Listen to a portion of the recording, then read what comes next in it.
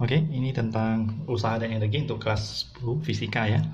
Jadi itu W kan usaha dalam Joule, F kan gaya dalam Newton, S kan perpindahan ya dalam meter atau force time displacement ini work. Eh, ini besaran vektor ya, jadi ada gaya makanya pakai displacement. Jadi usaha sebenarnya F kali S, ini kayak SMP kan belajar, lihat arahnya F kalau ke kanan, perpindahannya pun ke kanan. Jadi dia dikali langsung kalau dia searah. Tapi kalau misalnya dia membentuk sudut theta gitu ya, atau berapa derajat, misalnya theta, dia pindah ke kanan, terus yang ini dia mereng gitu. Nah, jadi kita harus cari fx-nya sebenarnya. Ini sebenarnya f kali cos theta karena nempel sudut. Jadi yang kali sebenarnya ini, karena yang ke sana tidak ada perpindahan, dia kan geser ke kanan. Jadi kita boleh aja f cos theta kali s, atau kalau tambah pusing tinggal kalau membentuk sudut f kali s kali sudut yang diapit f dan s. Jadi theta ini adalah sudut f dan s. Oke. Nah, ini singkat tentang usaha lo. Terus dia juga ada biasanya dalam grafik misalnya ya begini. Nah, grafiknya terserah lah ya. Ini grafiknya baca dulu, ini harus F Newton ya. Ini jarak, displacement, perpindahan. Atau X biasanya. Meter X. Nah, kalau misalnya kalian diminta hitung usaha W, itu sebenarnya hitung luas. Luas di antara kurva dan sumbu X. Jadi misalnya yang dihitung ini luasnya berapa.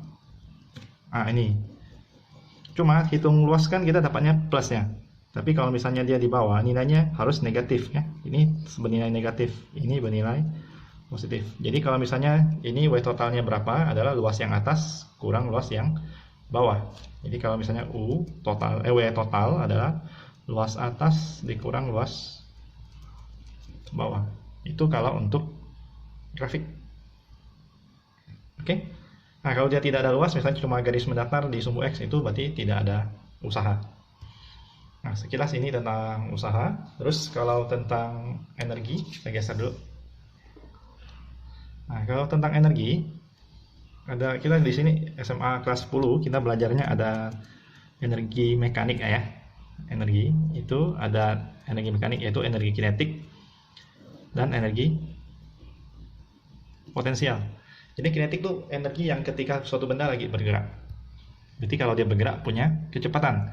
Nah, ini definisinya EK ini adalah setengah mv kuadrat. Jadi dengan massa harus dalam kilogram.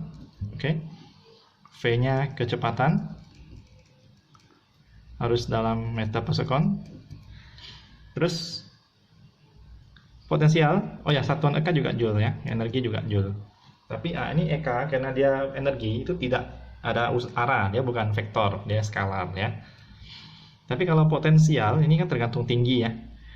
Potensial ini ada dua macam sih sebenarnya, masih banyak macam gitu. Ceritanya tentang gravitasi saja untuk kelas 10. Tapi kalau misalnya pegas kadang-kadang ada yang dimasukin juga dalam soalnya ya.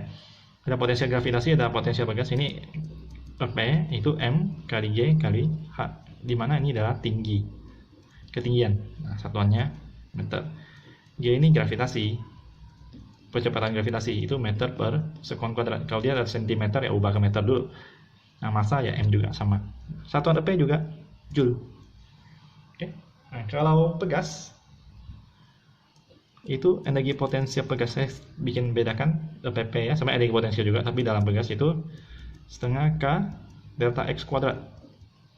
Delta X itu apa? Bukan panjang pegas ya, tapi pertambahan panjang pegas.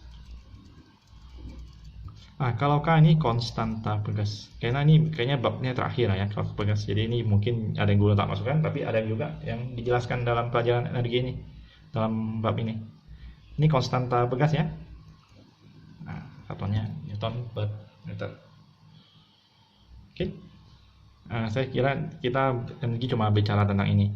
Nanti dalam proses perhitungannya, dalam analisis soalnya, perlu yang namanya energi, hukum kekekalan energi mekanik. Jadi ada istilahnya energi mekanik. Energi mekanik sebenarnya EP ditambah PK.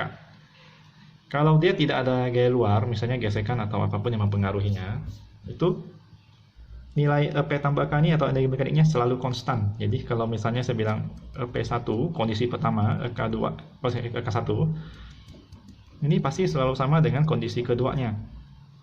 Ini mirip SMP pernah belajar juga. Tapi kalau misalnya ini tak ada gaya luar, kalau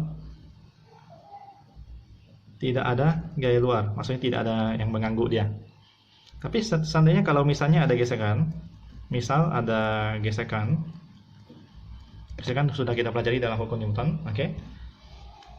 Itu gesekan tuh mengurangi energi mekanik. Jadi kalau misalnya M1 masih banyak nih, nah dikurang M2 itu nilainya sama dengan besar usaha gesek. Ini besarnya ya. Tapi sebenarnya tanda di buku-buku biasanya W gesek tuh M2 dikurang M1, nanti negatif. Tapi tak usah pusing, itu saya hilangkan negatifnya, saya jadi mutlakkan saja. Ini besar W gesek, usaha gesek. Besar usaha gesek ini bisa juga pakai F dikali S, tapi ini F gesekan. Nah, sambil mengingat kembali, F gesekan itu adalah mu, boleh, karena kita cerita barang bergerak berarti mu kinetis ya, kita pakai kinetis nanti mu K ya. Ini yang K, itu tinggal dikali gaya normal.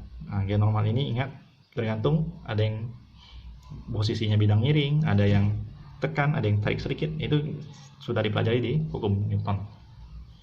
Oke. Nah, ini cerita singkat tentang usaha dan energi.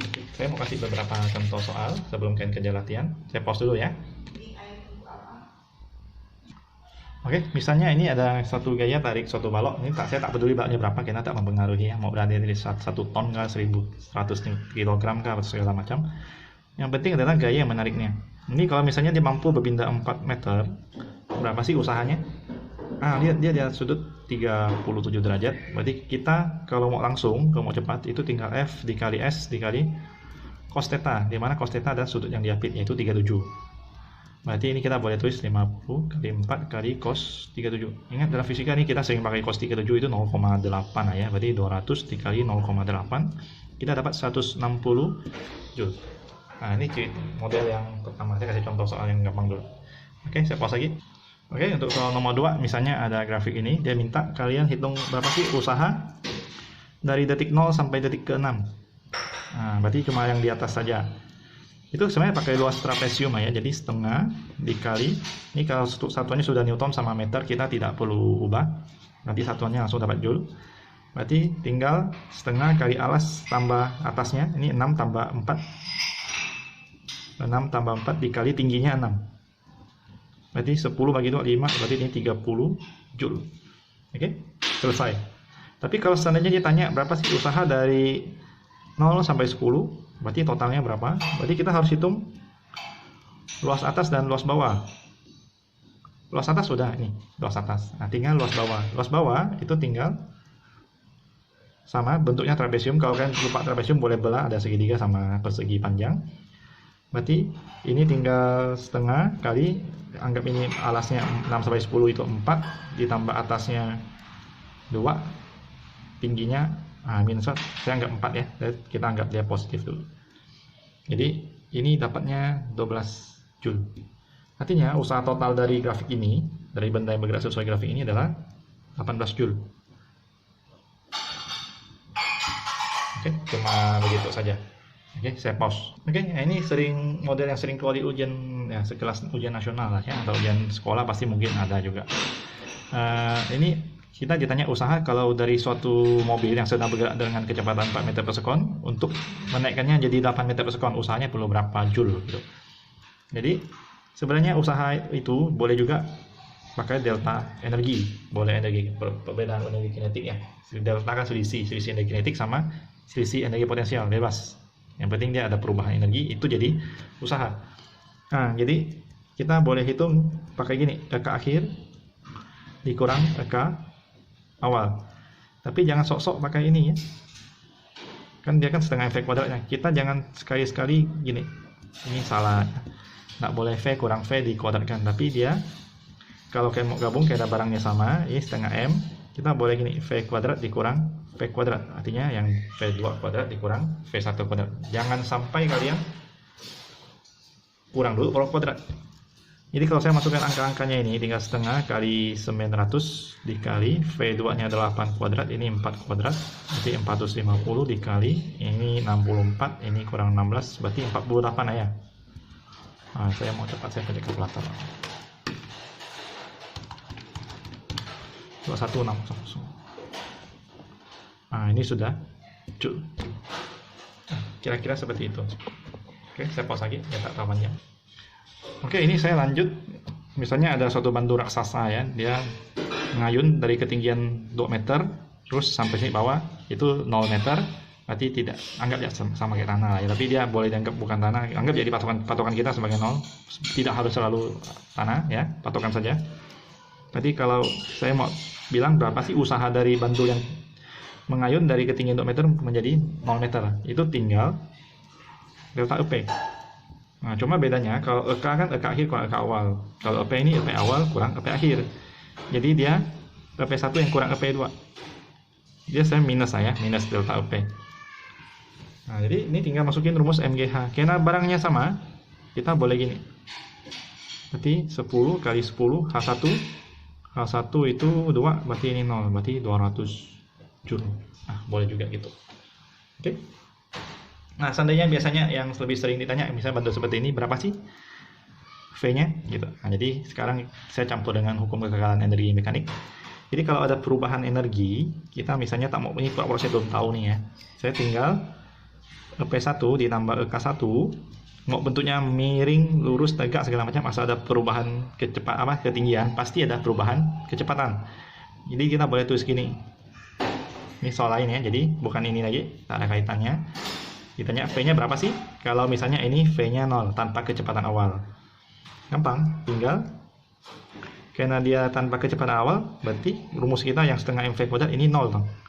Terus karena rumus EP MGH itu ada H ya. Kalau di bawah berarti H-nya 0, anggap ini 0. Berarti EK-nya sekarang saya boleh tulis dong setengah M V kuadrat. Kalau yang ini MG H1. Oke, tambah 0. Berarti kalau misalnya ini sama-sama ada, saya coret saja ya. Kan ini juga 0 kan, tak pakai kan. Jadi saya masukin 10 kali H-nya 2, ini sama dengan setengah V-nya, itu yang kita cari, V kuadrat. Berarti kan tinggal V sama dengan 200 ya, 40 ya.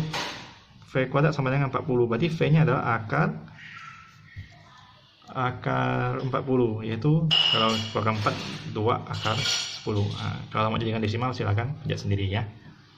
Oke, saya kira sekilas cukup lah ya. Kita banyak variasi soal di soal latihan, nanti saya bahas lagi. Nah, saya kasih soal, kalian coba kerjakan, nanti saya kirim pembahasannya lagi. Oke, sip.